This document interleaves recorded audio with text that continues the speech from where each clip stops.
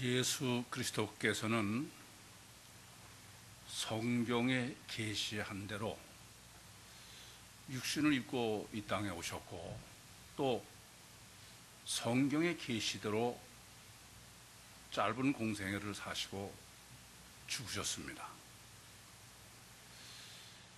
주님을 생각할 적마다 늘 한 가지 의문이 있어요. 많은 의문이 있습니다만은, 왜 하나님이 육신을 입고 이 땅에 오셔서 육신의 인간으로 사신 주님이 돌아가실 때 십자가에 못 박혀 돌아가셨을까? 주님은 어떤 죽음도 선택하실 수 있습니다. 자연적으로 돌아가실 수도 있고, 또 질병을 앓다가 돌아가시는 것도 선택하실 수 있어요. 또는 사고가 나서 돌아가실 수도 있고, 심지어는 자살을 하실 수도 있습니다. 아니, 에녹이나 엘리야처럼 그냥 죽음을 맛보시지 않고 그대로 변화되셔서 승천하시고, 그리고 성령을 보내실 수 있습니다. 그런데 왜 주님께서는 십자가에 죽으셨을까?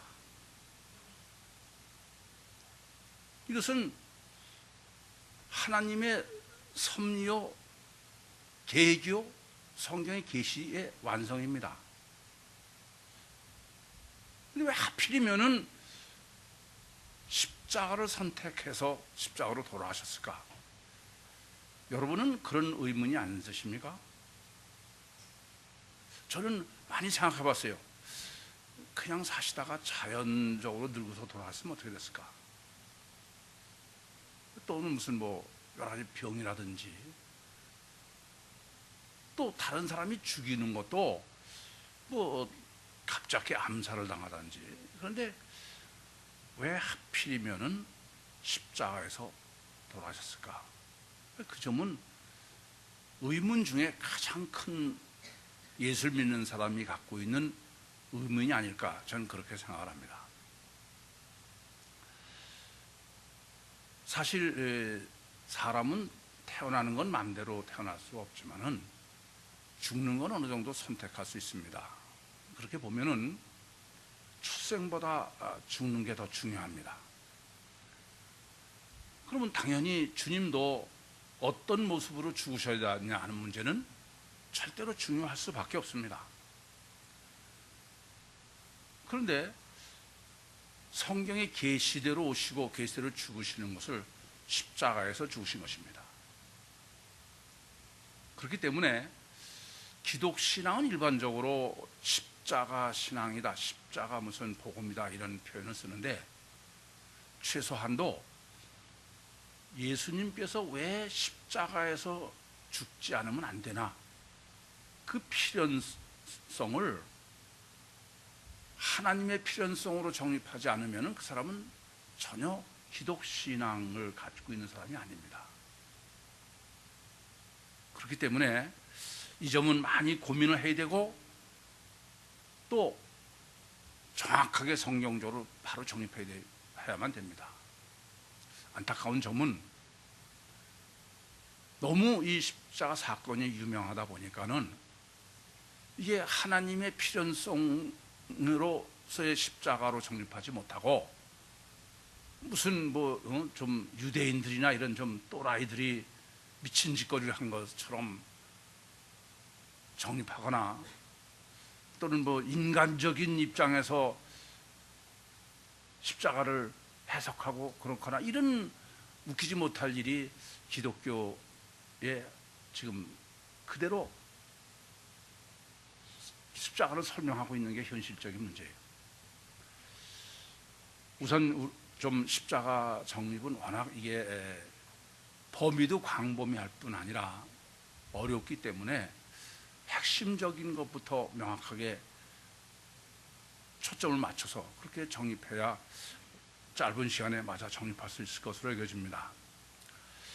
우선 성경이 정립하는 십자가 신학은 십자가 자체로 정립하는 게 아닙니다. 십자가 자체로는 정립해봐야 전부 제각각이에요. 그래서 십자가 신학은 채찍질, 예수님이 채찍 맞으신 채찍질로 정립한다는 점을 명확하게 아셔야 되겠습니다. 그걸 지금 마가복음 15장에서 보시면 15절에 이렇게 기록합니다. 빌라도가 예수님을 채찍질을 하고 십자가에 못 박혀 넘겨준 거예요. 그렇죠? 그러니까 채찍질과 십자가는 불가분의 관계입니다.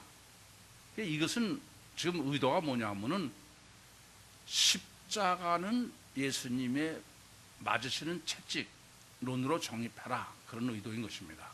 이 점을 올바로 보시지 못하면은 채찍론도 바로 정립하지 못하고 십자가론도 물론 바로 정립하지 못함을 잊지 마셔야 되겠습니다.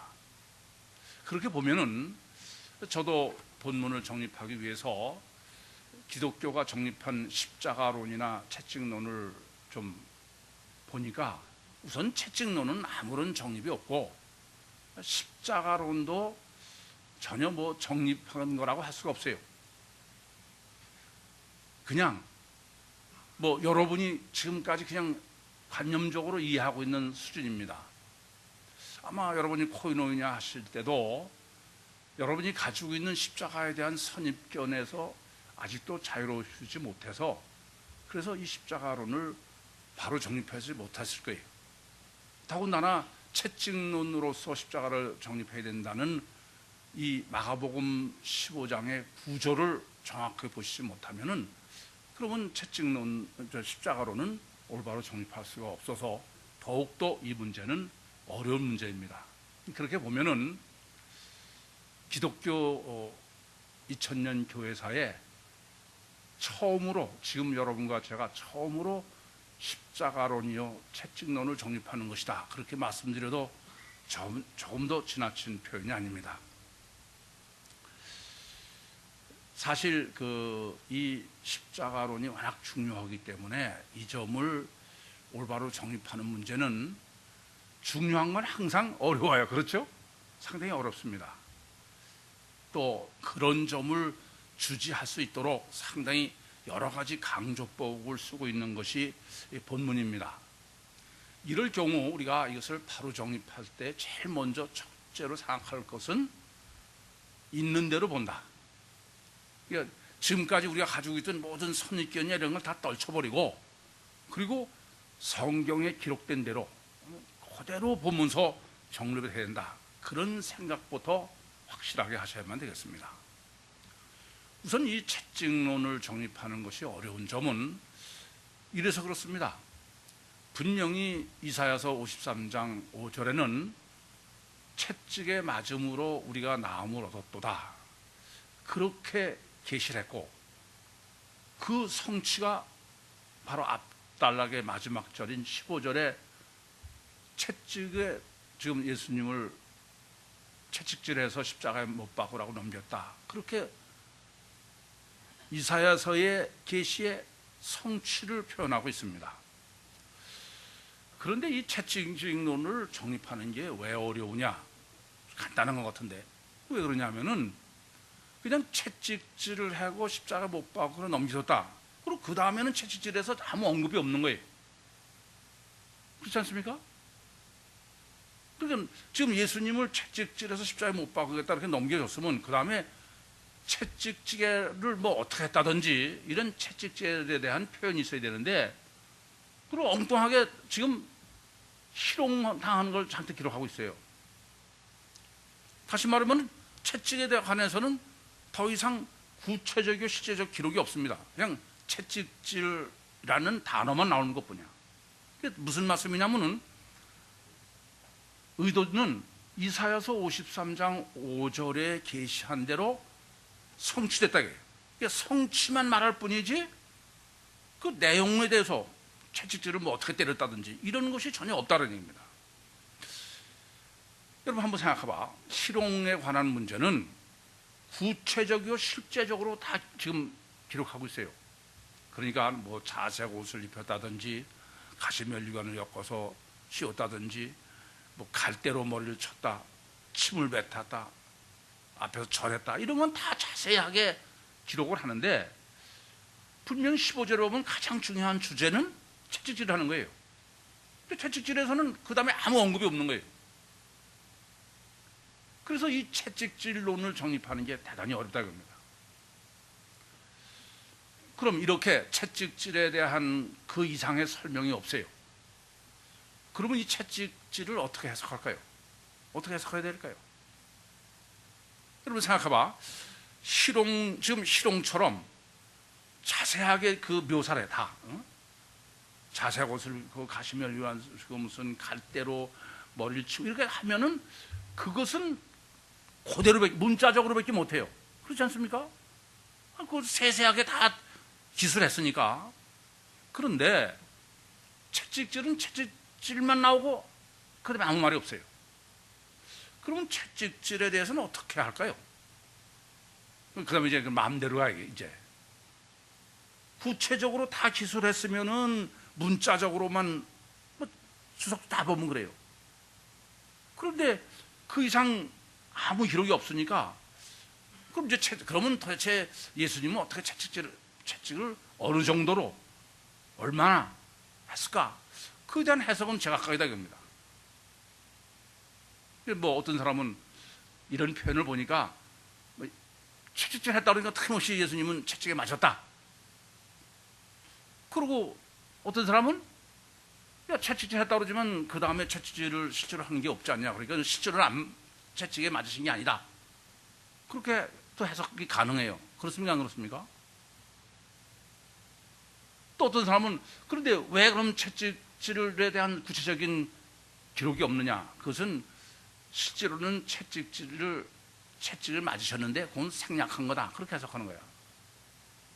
그러니까 이런 경우에는 사람에 따라서 채찍질을 실제로 예수님이 얼마나 채찍에 맞으셨는지 모르지만 그를 실제보다 얼마든지 축소해서도 해석할 수 있는 사람이 있을 거고 반대로 그것을 과장해서도 얼마든지 해석할 수 있어요. 성경 해석은 이런 점이 가장 어려운 거예요. 조금 전에 말씀드렸듯이 실형을 당하신 것처럼 그게 뭐 구체적으로 다 사실대로 했으면 그건 어렵잖아요. 그대로만 하면 되는데. 근데 이런 경우가 가장 난제다 이겁니다. 더 중요한 것은 이게 가장 성경의 강조요. 핵심은 여기 있기 때문에 더 중요한 거예요. 그래서 피구복음자들이 해석하는 예수님이 이렇게 채찍질한 건 어떤 건가? 그것부터 좀 생각해 보면은 피복음자들은 실제로는 예수님이 채찍에 맞으셨는데 그 실제 사실 구체적인 것은 생략했다. 그러고서 해석하는 것이죠. 그럼 자연적으로 이렇게 됩니다. 피복음자들은 예수님의 육신이 중요하잖아요. 그렇지 않습니까? 육신의 피가 모든 죄를 다 사한다는 육신에 다 초점이 맞춰 있으니까 예수님의 육신을 과장할 수밖에 없어요. 실제는 우리 뭐 다 모릅니다. 근데 어쨌든 육신이 중요하니까 그래서 예수님의 육신을 과장하다 보니까 육신이 엄청난 고난을 당하셨다. 그렇게 해석을 하는 거죠. 육신이 위대한 분이어야 되니까. 그리고 그 보혈로 우리가 뭐 구원을 받았다. 그런 것이 아니겠습니까? 그래서 예수님의 육신이 거구고 우선 그 사이즈로 봐도 그래서 그냥 그런 거구니까 몸이 중요하다는 그런 의미겠죠. 그러니까 채찍도 무슨 가죽에다가 그 당시에는 무슨 여러분도 잘 아시죠? 가죽 끝에다가 새 가시 같은 것을 달아가지고 그거로 예수님을 둘게 팼다는 거냐. 그래서 때릴 적마다 예수님이 거기에 살이 묻어나고 더 패션 오브 더 크라이스트에서 묘사하는 것처럼. 그러니까 피복음자들은 예수의 육신을 강조해야 되니까 예수님의 맞으신 채찍은 굉장히 강하게. 그러니까 여러분들도 지금 한번 잘 생각해봐. The Passion of the Christ도. 그러니까 무슨 가시면류관, 무슨 갈대, 자세고 그런 거는 그대로 하는 게 뭐 달리 방법이 없으니까. 물론 가시면류관도 뭐 가시가 더 큰 거로 뭐 그렇게도 하죠. 그렇지만 어쨌든 이렇게 구체적으로 표현된 것에 대해서는 달리 방법이 없다 겁니다. 그러니까는 표현 안 된 것에 대해서는 그냥 자기들이 하고 싶은 대로 마음껏 부풀려서, 그래서 그 거반 죽을 때까지 그냥 두저 패고, 그래도 또 일어나면 또 패고, 그렇게 해서 예수의 육신에 맞은 채찍을 굉장히 강조한다 겁니다. 이제 반대로 채찍은 맞은 적이 없다, 그렇게도 해석할 수 있잖아요. 왜냐하면 실제가 없으니까. 그러면 이제 그것은 생략된 게 아니라 아예 맞으신 게 아니다. 맞았으면 구체적으로 왜 기록하지 않았느냐, 이렇게도 해석이 가능하다 이겁니다. 또는 맞으셔봤자 뭐 몇 대 안 맞았다, 별게 아니다, 그렇게도 가능합니다. 제가 이 예수님이 고난 당하신 채찍에 맞으신 것에 대해서 마태복음에서 정립해 드리면서는 예수님은 채찍에 맞으신 적이 없다, 그것을 어떻게 증거해 드렸습니까? 예수님이 몸을 보면 안다. 예수님이 예루살렘 입성하실 때 나귀 새끌 타고 가셨어. 뭐 키가 커봐야 뭐 140cm 될까 말까 한데 조망만하다게요. 그런 사람은 뭐 때릴 게 어디 있어. 그러니까 예수님은 맞은 적이 없다. 또 그 증거로, 아니 십자가는 예수님이 져야 되는데 왜 구레네 시몬이 지냐. 그것은 예수님은 십자가를 질 힘이 없어 도저히. 그래서 구레네 시몬이 대신인 거다. 또 다른 사람들은 48시간에 죽는데 예수님은 워낙 허약해서 6시간 만에 죽었다. 그러니까 예수님은 아예 때려서는 안 되고, 또 채찍질을 하는 사람들은 아주 전문가이기 때문에 잘못 때려도 안 되기 때문에 예수님은 맞은 적이 없다, 그렇게 해석을 했습니다. 다시 말씀드리면은 예수님은 희롱만 당했을 뿐이지 채찍엔 맞지 않았다, 그렇게 해석을 한 거예요. 본문을 봐도 상당히 그럴 개연성이 큽니다. 왜냐하면 이래서 그래요. 여러분 생각에는 지금 15절에 보면은 가장 초점과 핵심은 어디다 강조를 뭐로 하냐면은 채찍이에요. 그런데 지금 16절부터 20절에 보면은 조그만 거, 아주 무슨 그 갈대로 머리를 쳤는 이런 세세한 거는 기록을 하면서 가장 중요하다고 15절에 한 그 채찍에 대해서는 전혀 언급이 없는 거예요. 그러면 저도 글을 써봐서 알아요. 작가 입장에서 해보니까 글을 쓴다는 게 다 쓰는 게 아니야. 말로 하는 건 여러 가지 말할 수 있지만, 그러니까 어떻게 하냐면은 강조할 수 있는 것만 뽑아서 하는 거예요. 그렇게 보면은 이렇게 희롱당한 것은 조그만 것까지 세세히 썼다. 근데 채찍은 전혀 기록이 없다. 그 말은 그건 채찍엔 안 맞으신 거다. 그렇게 제가 작가 입장에서 생각하면 충분히 전 그렇다고 해석할 수 있겠습니다. 그런데 우리가 오늘 하나 더 성경적으로 명확하게 정립해야 될 문제는, 과연 예수님께서 채찍에 맞으셨느냐 안 맞으셨느냐, 이 문제는 성경의 기록 원리를 좀 생각하셔야 돼요. 성경의 기록과 해석의 원리. 성경은 어떻게 기록된 것이냐면은 가시적 결과만이 기준일 수밖에 없는 육신의 인간을 위해서 기록한 게 성경이에요. 그렇죠? 그래서 어떻게 기록했냐면, 육은 뭐로 기록해요? 그냥 육적인 것은 그냥 육으로 기록한 거예요. 그러니까 지금 가시멸 그 희롱당하시는 거는 육적 사실 그대로입니다. 그거는 그냥 모순이 없어요. 보니까 이건 그대로 해석하면 돼. 그런데 지금 채찍에 맞으셨다는 것은 문제가 있는 거예요.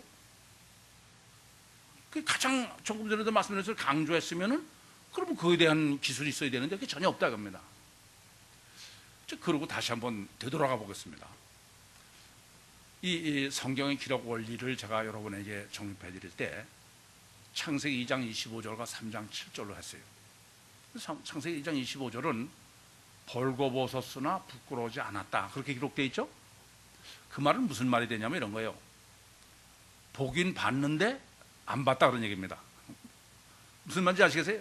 벌거벗었는데 부끄러지 않았다 그 말은 보긴 봤는데 안 봤다 그런 얘기예요. 이해되십니까? 그러니까 영을 육으로 기록하는 방법이라는 얘기입니다. 창세기 32장 24절 25절에 야복강에서의 천사의 씨름에서 씨름은 하긴 했어요. 그죠? 그런데 씨름은 안 했어. 씨름 내용이 없잖아요. 그래 안 그래요? 어떤 사람이 야곱과 씨름하다가 야곱을 이기지 못한다. 그건 기록이 안 돼 있는 거예요. 그러니까 씨름을 하긴 했는데 하지 않았다 그런 얘기가 돼. 조금 전에 말씀드렸죠. 보긴 보았는데 안 봤다. 그나 똑같은 얘기죠. 씨름을 하긴 했는데 씨름은 내용이 없어. 그건 안 했다는 얘기죠. 마찬가지로 채찍질을 분명히 기록했는데 없어요. 그럼 무슨 말입니까? 채찍질을 하긴 했는데 안 했다게요. 이 성경이 무엇을 이렇게 기록할까요? 여러분 이 점을 아셔야 돼요. 가시적으로 표현하려니까 채찍질을 표현했어. 근데 가시적으로는 맞은 적이 없다게요. 이해가 되십니까? 가시적으로 맞지 않은 채찍질, 틀림없이 채찍질을 맞긴 맞으셨는데 가시적이요 물리적이요 육전 채찍질이 아니다 이겁니다. 그럼 무슨 채찍이겠어요? 심령의 채찍이죠. 야곱과 씨름을 하긴 했는데 안 했다 이거예요. 무슨 씨름했어요? 심령의 씨름을 한 거야. 벌써 보긴 봤어요. 근데 안 봤어. 뭘 봤어요? 심령이. 여러분 이 점을 아셔야 되겠습니다. 지금 채찍질을 당하시긴 당하셨는데 그것은 무슨 채찍질이냐면은 더 패션 오브 더 크라이스트에서 묘사하고 있는 것 같이 가죽에다가 새 창살을 끼워서 두개 팬 게 아니고 예수님이 끔찍하게 맞으신 채찍은 심령의 채찍이다 이겁니다. 충분히 이해가 되십니까? 본문을 정확하게 본문이 지금 묘사하고자 하는 것이 무엇인지가 틀림없이 보입니까? 그러면 이제 명확해집니다. 그러면 예수님이 지금 채찍에 맞으신 것은 육적 채찍이 아니고 무슨 채찍? 심령의 채찍이에요. 그러면 심령의 채찍의 실제 내용이 뭘까요? 그게 오늘 본문입니다. 희롱당하신 거야. 이해가 되십니까? 그러니까 예수님은 가죽으로 육체의 채찍을 맞으신 게 아니라 희롱으로 표현되어 있는 심령의 채찍을 맞으신 거다. 정확하게 본문이 지금 예수님이 이사야서 53장 5절에 계시대로 성취된 채찍을 정확하게 묘사하고 있어요. 이거는 마가복음뿐이 아니에요. 마태복음, 요한복음 다 마찬가지예요. 따라서 여러분 이걸 아셔야 됩니다. 지금 그 채찍에 대한 것을 너무 해석을 잘못해가지고 뭐 채찍에 맞음으로 우리가 나음을 얻었다. 그걸 뭐로 해석하냐면은 병난 거로 예수님이 채찍에 맞아서 우리가 병났다. 그렇게 많이 해석하잖아요. 우선 그 해석부터가 전혀 잘못된 겁니다. 뭐 삼박자 구원이라는 게 가장 대표적으로 해서 그것을 해석하는 거야. 아셔야 될 건요. 주님이 이 땅에 오셔서 채찍이라는 고난을 당하신 그 모든 것은 우리 영혼 구원의 목적이 있지. 그렇지 않습니까? 그런 거지. 무슨 병 고치기 위해서 예수님이 맞았기 때문에 병 고쳐 우리가 병을 낫다고? 아니 뭐 하나님이 꼭 맞아야 우리의 병이 납니까? 이 세상에는 병자 다 낫지어다 그러면 낫는 거지. 그건 전혀 잘못 이해하는 것이다 이겁니다. 어쨌거나 지금 우선 이 채찍 자체를 정립하는 게를 정확하게 정립하지 않으면 그 다음엔 뭐 희롱론이고 십자가론이고 아무 의미가 없으니까 이것이 절대로 중요하다는 것부터 우선 정확하게 아시고, 그리고 지금 본문에서 무슨 나는 그렇게 믿어가 아니에요. 이건 성경의 원리로도 이건 틀림없이 육적 채찍이 아니라 심령의 채찍이요. 그 심령의 채찍의 내용은 지금 예수님께서 희롱당하고 계신 것이다. 그렇지 않으면 십자가 정리 불가능합니다. 자, 그러면 이제 필연적으로 희롱론을 좀 정리해야만 되겠습니다. 여러분, 희롱이라는 게 어떤 겁니까? 희롱이면 어떤 걸 희롱이라고 그래요? 사전에 보니까 장난삼아 남을 놀리는, 장난삼아서 남을 놀리는 거다 이겁니다. 자기는 지금 장난삼아 하는 거야. 그래서 남을 놀리는 게 희롱이다 이겁니다. 이 표현은 아주 쉽게 장난삼아 남을 놀리다 이렇게 얘기할 수 있을지 모르지만 이건 보통 심각한 얘기 아닙니다. 이거는 나는 장난삼아서 하는 게 상대방은 엄청난 모멸감을 받는 거예요. 엄청난 수치를 겪는 거예요. 아주 끔찍한 일이라는 걸 잊지 마죠.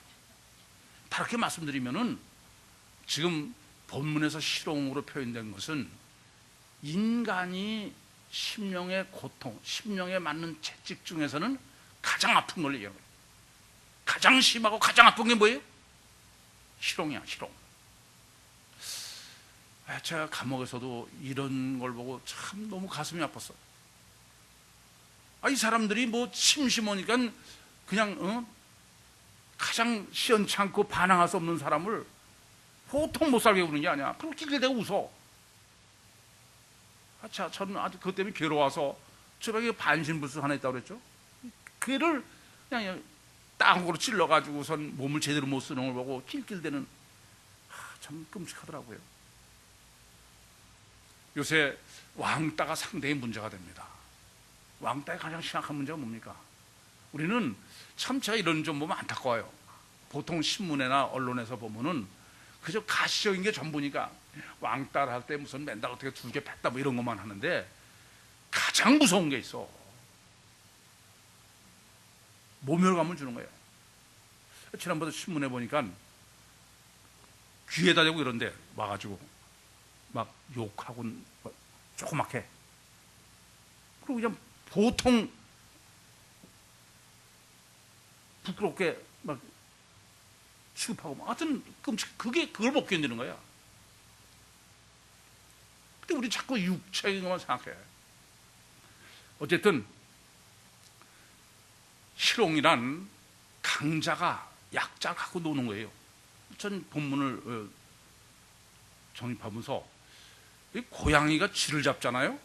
그러면 그냥 죽이잖아. 한참 갖고 희롱을 하다가 죽여. 그런 거나 마찬가지예요. 그럼 지금 예수님께서 채찍에 맞았다라는 것을 왜 희롱으로 지금 말씀하느냐? 이게 바로 뭐냐 하면은 십자가입니다. 이 십자가다 그러면 뭐 천주교 갖다 걸어놓은 것처럼 그냥 예수님이 처참하게 매달려 뻘겋게 뚝뚝 떨어뜨린, 그게 십자가의 의미로 해석하는데 본문은 전혀 그런 게 아니에요. 십자가 의미는 전혀 그런 게 아닙니다. 십자가는 수치 중에 수치야. 그러니까 인간이 느낄 수 있는 수치의 최대, 그게 바로 십자가입니다. 그러니까 그냥 십자가에서 공개 처형만 하는 게 아니에요. 어떡합니까? 십자가를 지고 행진을 하게 하는 거야. 이게 아주 끔찍한 모멸감을 주는 것이죠. 사실 실제로 성경이 묘사하고 있는 것은 십자가의 고통이라는 것은 육적 고통이 아닙니다. 육적 고통을 주기 위해서 십자가를 지우는 게 아니야. 정신적인 것이지. 여러분 지금 15장을 펴놓았으니까 23절 보시면 이래요. 몰약을 탄 포도주를 주었으나, 이 몰약을 탄 게 뭡니까? 마취제를 주는 거야. 그러니까 고통이 목적으로 마취 줘요, 안 줘요? 안 줘야죠. 이건 십자가는 하나님께서 로마가 사람이 십자가 처형을 하게 된 모든 섭리는 수치심과 모멸감, 거기에 초점이 있는 거예요. 다르게 말씀드리면 예수님이 희롱당하시고 수치를 겪어야 되는 그것이 십자가를 예비하신 것이지 육적 고통은 전혀 아닙니다. 그건 전혀 잘못하시는 거예요. 그래서 29절에도 보시면은 자꾸 예수님을 모욕하는 거예요. 그러니까 지금 하나님께서 예수님이 십자가에서 못 박혀 죽으시게 하는 것은 뭐 수치도 그렇게 아주 수치도 더 말할 수 없는 그런 수치를 겪게 하시는 것이 십자가지, 육체의 고통으로 무슨 피 흘려서 우리를 구원하려고 십자가 주신 거 아닙니다. 그건 전혀 잘못 해석하는 거야. 성경은 전혀 그렇게 기록하지 않는다 이겁니다. 이 점을 정말 바로 아셔야 되겠습니다. 그런 문제는 여기 있습니다. 왜 하나님께서는 이렇게 육신을 입고 오신 신인 메시아가 이렇게 끔찍하게 모멸을 당하고, 육체 고통이 아니에요, 희롱을 받고 수치스러움은 이것을 당하셔야 우리를 구원받냐 이게요. 이건 구원의 조건이 아니고는 이럴 수가 없죠. 무슨 왼수 졌어? 안 그래? 그래요? 이 점을 정말 바로 아셔야 돼요. 그러니까 하나님은 유대인의 왕은 반드시 희롱을 당해야 된다 겁니다. 이런 것이 무슨 하나님이 섭리 안 하신 걸 무슨 이 사람들이, 못된 사람들이 그러는 거 아니에요. 물론 이 사람들 입장에서 그렇습니다. 하나님은 그걸 다 섭리하시는 것이죠. 그리고 그 유대인의 왕이 반드시 십자가에 죽어야 된다 겁니다. 다시 말씀드리면은 이 말은 수치로 표현하는 것은 하나님이시지만 낮아져야 되는 거예요. 그걸 빌립보서 2장 5절부터 11절에는 비하의 교리라고 그러죠. 그는 근본 하나님의 본체시나 하나님과 동등됨으로 여기지 아니하시고 자기를 비어 종의 형체를 가지고 죄인의 모습으로 십자가에 죽으셨다, 그렇게 기록합니다. 육신을 입고 이 땅에 오신 예수 그리스도께서 우리를 구원하시려면은 절대적 조건이 있어. 그냥은 안 돼. 그분 자신이 진짜 낮아져야 돼요. 낮아지되 뭐가 낮아져야 돼요? 육신이 낮아지는 게 아니야. 뭐가요? 심령이 낮아지기 전에는 우리를 구원할 수 없기 때문에 하나님께서 예수 그리스도를 심령을 낮추시는 거예요. 여러분, 이 점을 정말 바로 아셔야 되겠습니다. 그것이 아니라면은 그러면 왜 예수님이 이렇게 희롱을 당해야 돼요? 왜 이렇게 낮아져야 됩니까? 피복음자들의 해석은 그래요. 이거는 예수님은 우리 구원하고 아무 상관없어. 낮아지는 거는. 왜 낮아지냐면은 우리가 이 세상 삶을 온유하고 겸손하고 낮아지게 사는 모범을 보이려고.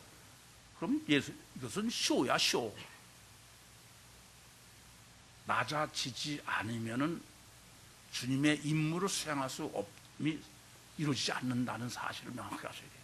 그래서 아까도 말씀드린 것처럼 하나님의 필연성으로 해석해 정리해야지, 이게 무슨 못된 로마 군병들에 의해서 이런 식으로 해석하면 전혀 안 되는 것입니다.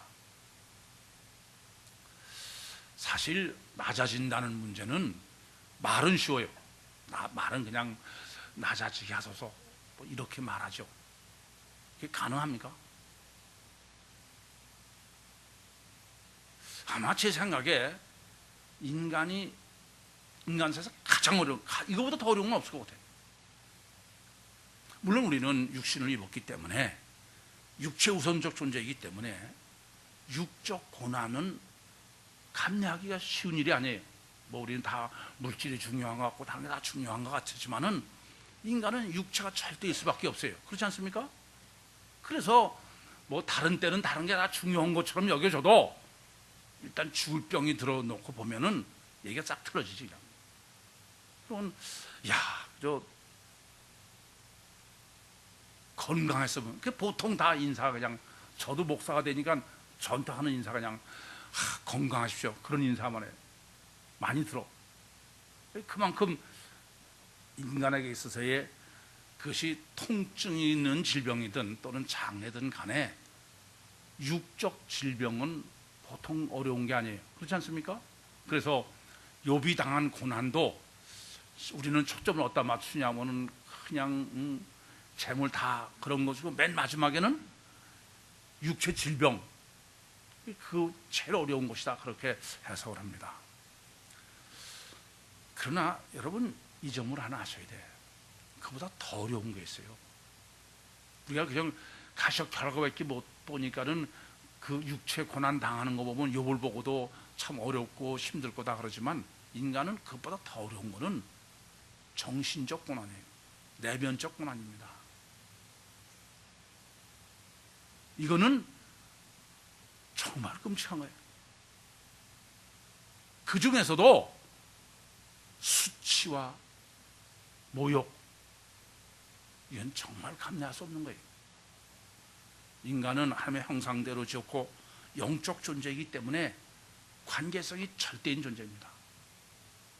그래서 인간이 가장 힘들고 괴롭고 감내할 수 없고 또 해결할 수 없는 게 내면적인 것이요, 그 중에서 특별히 이와 같이 희롱당하는 거로 본문에서 표현하는 것처럼 내가 다른 사람에게 무시당하고 멸시천대를 받고, 우리 찬송가는 쉽게 부르죠.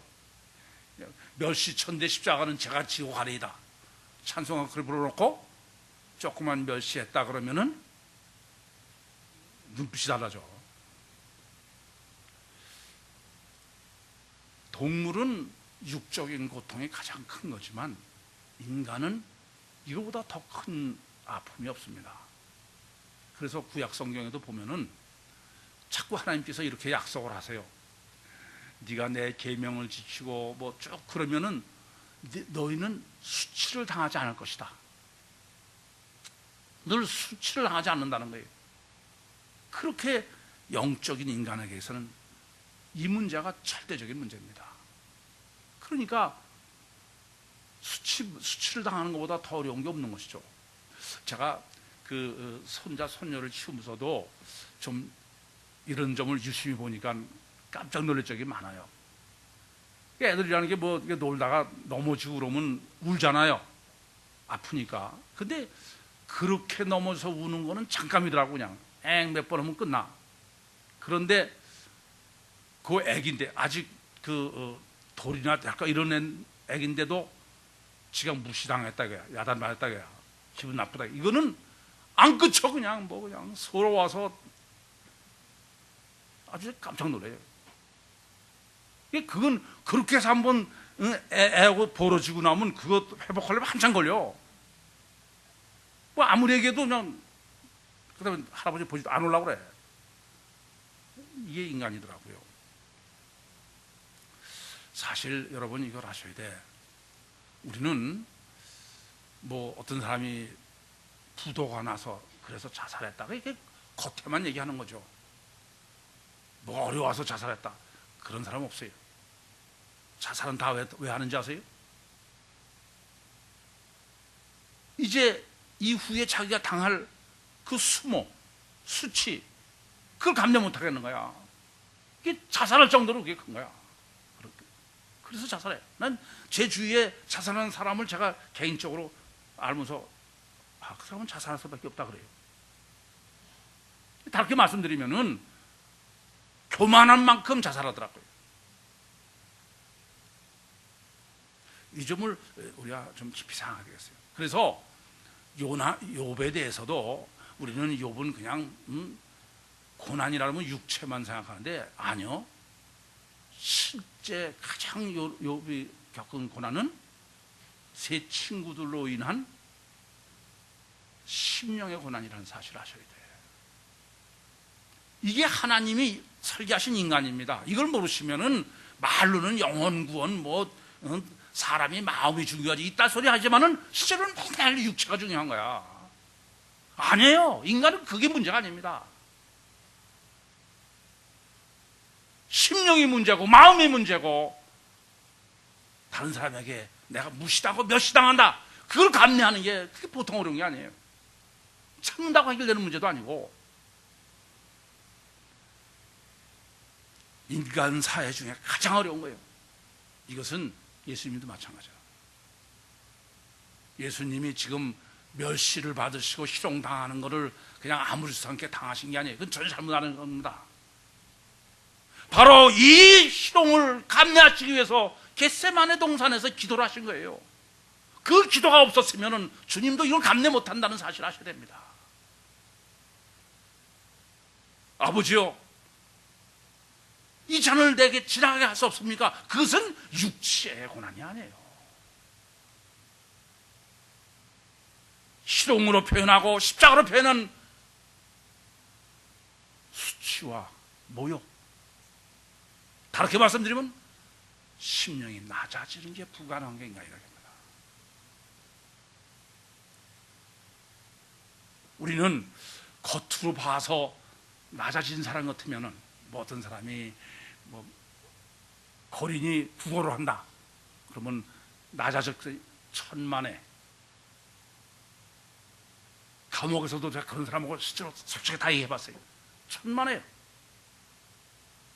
겉으로는 낮아진 것 같지만 속은 훨씬 강해. 그거 가지고는 안 되는 거예요. 무서워. 그래서 제가 상대하는 게 좀 어려워요. 그래서 여러분, 저 장애인도 많이 상대를 받습니다. 겉보기에는 상당히 낮아진 것 같은데 천만에 얘기해요. 내면은 전혀 안 그렇다는 사실 아셔야 돼요. 그래서 우리는 그냥 어떤 사람이 육적 고난만 당했으면 저 사람이 이제 낮아졌게, 저도 목회하면서 그렇게 착각하는 적이 많아요. 어떤 사람이 육적 고난 당하면 참 두렵습니다. 저 사람이 정말 낮아질 수 있을까? 욥기로 증명하는 것은 그것 가지고 낮아지질 않는 거야. 그래서 하나님은 그 친구들을 통해서 욥의 심령을 낮추시는 것입니다. 정말 낮아지기를 소원해요. 말로는, 아니 실제로도 불가능하다는 데 문제가 있습니다. 오늘 본문 보면은 유대인들이, 군병들이 예수님을 잔뜩 희롱한 다음에 유대인의 왕이요 평안할지어다. 제가 오늘 본문의 제목을 유대인의 왕이여 평안할지어다 라고 정할까? 희롱받는 유대인의 왕이라고 할까? 마지막까지 둘러놓고 고민했어. 우리는 다 심령의 평안을 원합니다. 심령의 평안이 없으면 아무 의미가 없어. 어떤 것도 의미가 없습니다. 그렇지 않습니까? 권력을 가졌든 명예를 가졌든 물질을 가졌든 내 심령에 평안이 없으면 그건 아무 의미가 없어. 어떻게 하면 내 심령의 평안을 얻을 수 있을까요? 단 하나, 낮아지는 만큼 평안했습니다. 낮아지지 못하면 절대로 평안이 없습니다. 어느 누구도 평안이 없어. 내가 낮아지기를 원하는 것은 남을 위해서가 아니야. 나 자신을 위해서래. 심령이 낮아지면 정말 평안을 누릴 수 있어. 심령이 낮아지지 못한 사람은 늘 판단하고 비판하고 지배하고 늘 불평 불만만 있을 수밖에 없는 거예요. 낮아진 사람에게는 모든 것이 감사해요.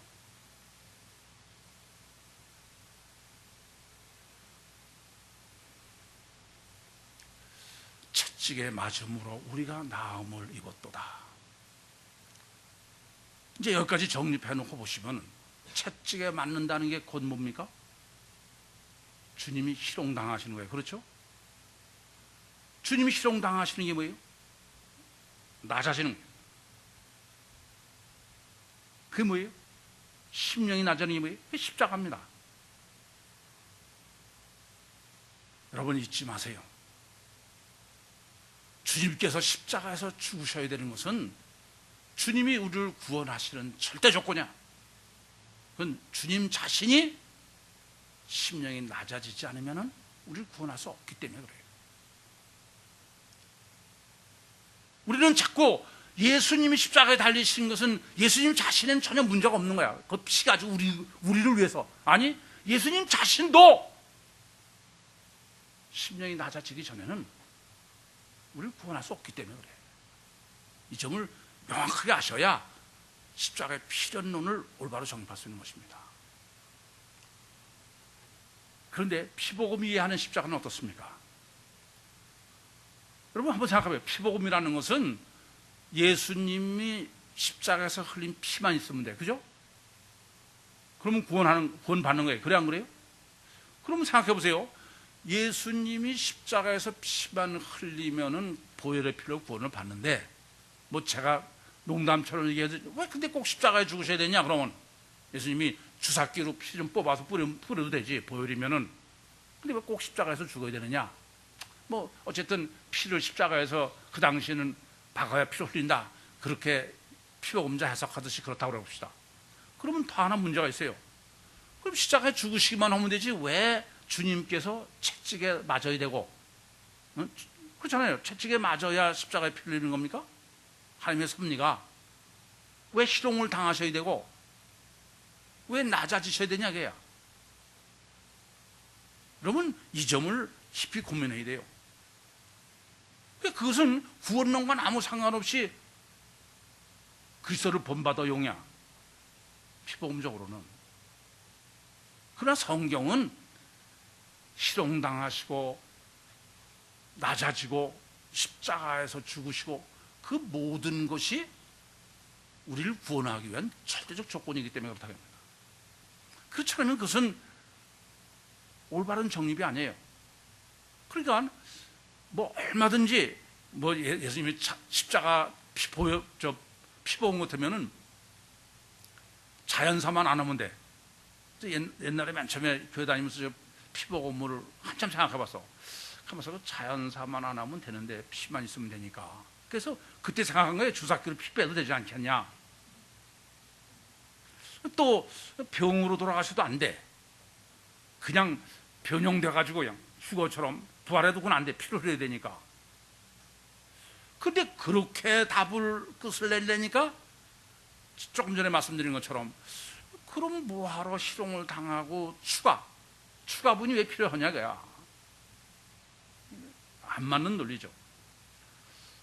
그러니까 피를 흘리려면 그냥 다른 사람에 의해서, 혼자 피 흘리는 게 주사기로 빼서 안 되면은 다른 사람에 의해서 그냥 피만 흘리고 죽고 그러면 되는 거지. 여러분 이 점을 바로 아셔야겠습니다. 십자가 구원론은 주님이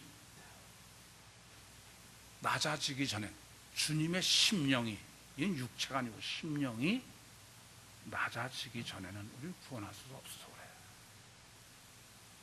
이 논리가 성립하지 않으면은 그건 절대로 올바른 구원론이 아니에요. 그러니까 다시 말씀드리면은 유대인의 왕으로서는 안 된다 그럽니다. 틀림없이 유대인의 왕이에요. 하나님이에요. 하나님에서 동시에 인간이야. 고심령 상태 가지고는 안 되고, 고심령이 완전히 이방 죄인인 로마 사람들에게 희롱당할 정도까지 낮아져야 된다. 그래야 우리를 구원할 수 있다 그럽니다. 여러분 이 점을 아셔야 돼. 왜 그러냐? 우리가 성경, 네 복음서가 전부 증거하는 예수님의 공생의 시작은, 예수 그리스도에 의해서 우리가 구원받는 것은 성령 침례로만 구원을 받을 수 있어요. 그렇지 않습니까? 마태복음 3장 11절, 누가복음도 뭐 줄줄이 다, 마가복음 1장 8절, 누가복음 3장 16, 15절, 요한복음 1장 32절인가요? 똑같이 성령 침례로만 구원을 받을 수 있다고 합니다. 그런데 성령 침례는 우리 심령 속에 하나님이, 삼위일체 하나님이 들어오셔야 돼. 마태복음 12장 29절 말씀처럼 마귀가 안에 있는 데를 들어오셔야 돼. 그러면 내 요한복음 14장 16절 17절에 기록하는 것처럼, 또 세족식으로 하는 것처럼 나를 구원하시기 위해서는 주님이 내 종의 입장이 되야 돼요.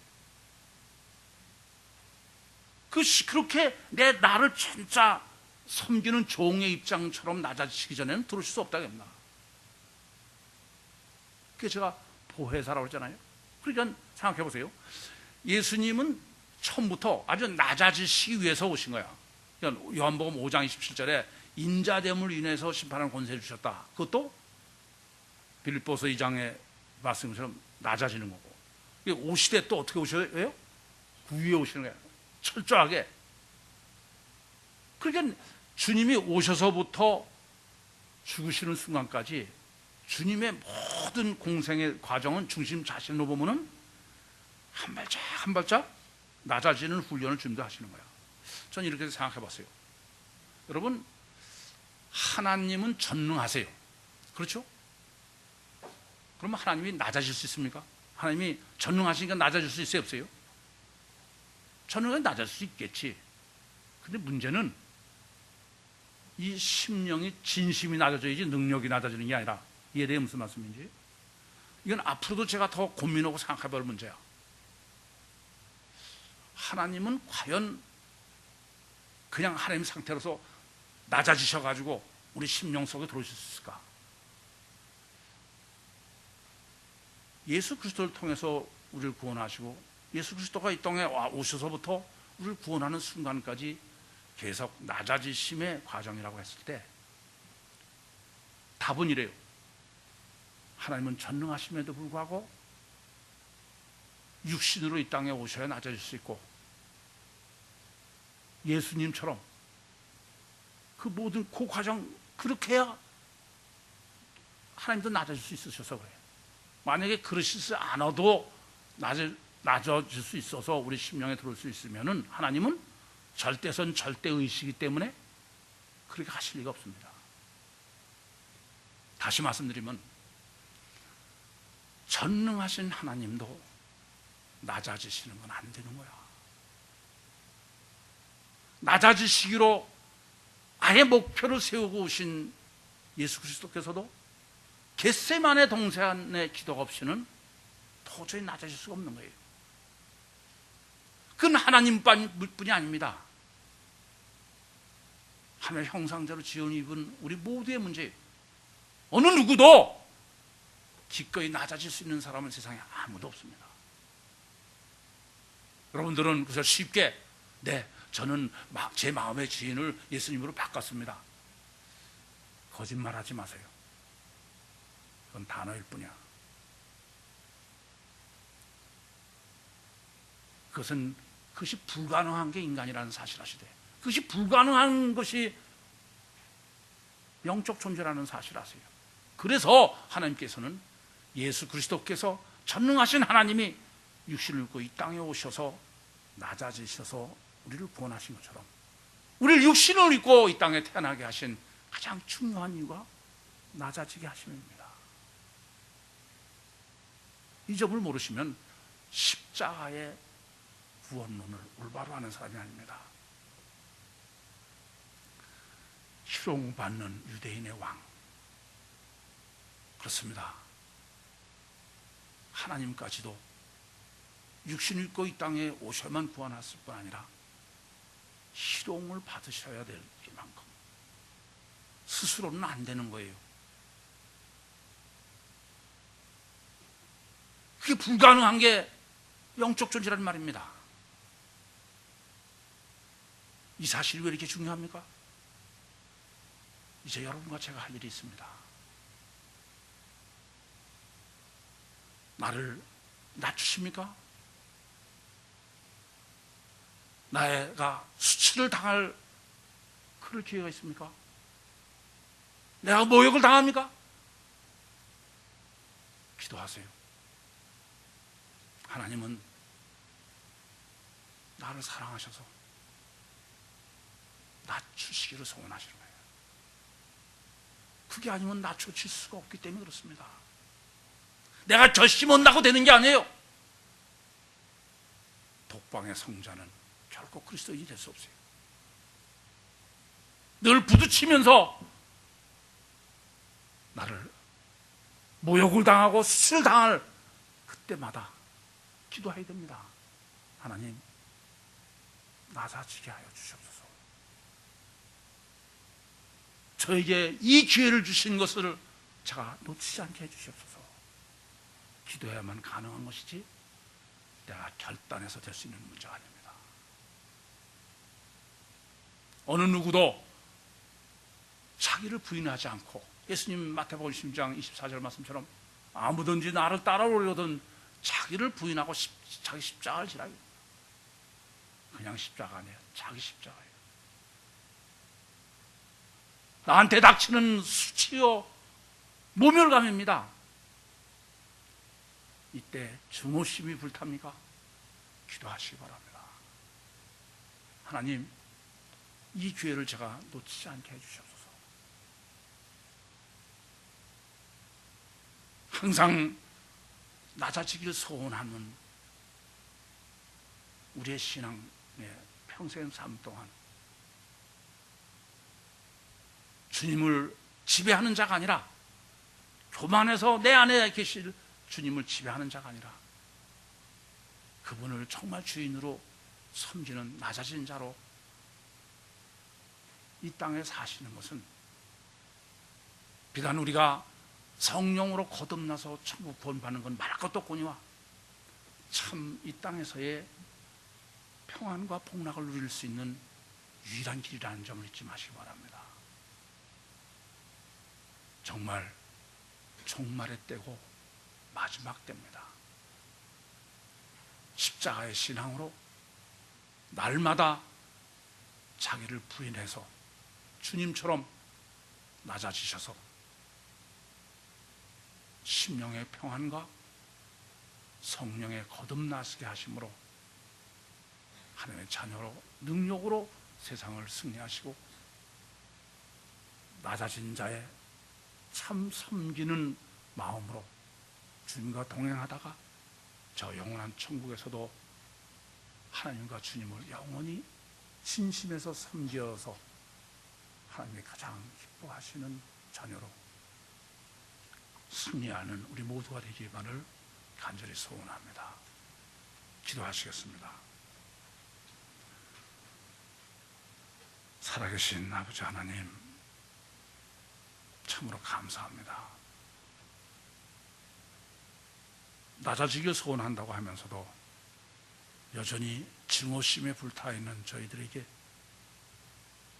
주님 친히 희롱을 당하시고 십자가를 지심으로 해서 이제 믿음으로 십자가를 바라볼 수 있는 저희들로 인도하시고 역사하신 것을 감사드립니다. 저의 완악함을 아시는 주님, 저의 연약함을 아시는 주님, 더욱더 능력으로 함께해 주셔서 주님께서 낮추실 적마다 주님이 원하시는 만큼 낮아질 수 있는 우리가 되게 해주셔서 주님의 소원대로 주님과 동행하다가 주님과 함께 저 영원한 천국의 복락을 누릴 수 있는 우리 모두가 될 수 있도록 역사하시고 축복해 주시옵소서. 예수님의 이름으로 기도하옵나이다. 아멘.